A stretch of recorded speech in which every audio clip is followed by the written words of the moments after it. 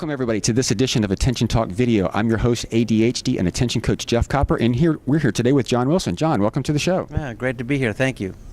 John runs the SOAR program, which is an experiential learning environment for those with LD, ADHD, dyslexia to go to kind of learn. So can you tell us about the experiential learning environment? Sure. You know, when I was doing graduate work in experiential education, it was really fascinating to learn just the remarkable ways that people learn. John Dewey, who is considered the father of our educational system, very early in his writings believed that learning through experience was by far the most potent and tangible way that individuals learn, and that we find that children that are diagnosed with ADHD or learning disabilities really tend to be very tactile, hands-on, kinesthetic learners, and as such, giving them environments in which the learning is relevant for them, and the learning is also experientially based, is such a critical way to help them develop those important skills that allow them to be more successful in everything else that they're going to do. What's an example of experiential based learning?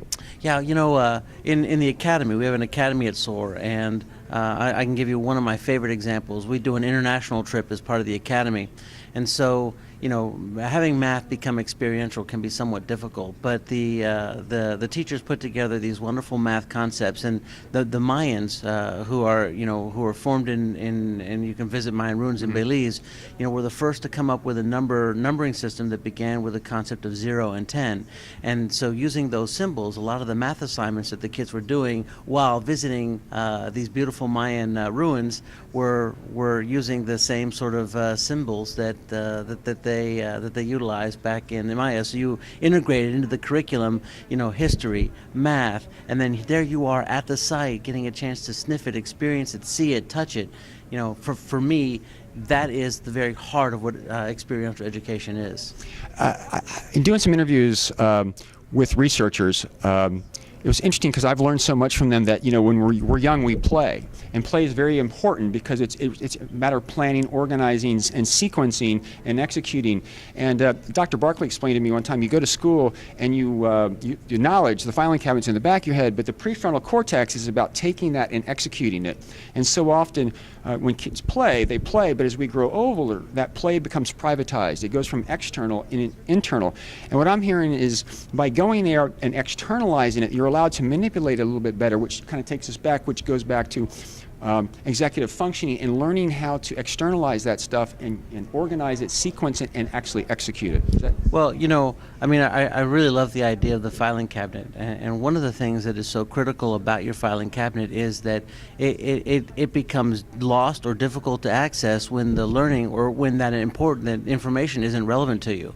And one of the key components of experiential education is that the learning is absolutely relevant to your interests, to things that you can tangibly touch, feel, and see in your life. And so when that learning is relevant, then that file cabinet is much easier to access because it has real meaning for you. Mm-hmm. And I absolutely appreciate that concept because our kids really do tend to struggle sometimes with the waxing and the waning, and can they find the file cabinet?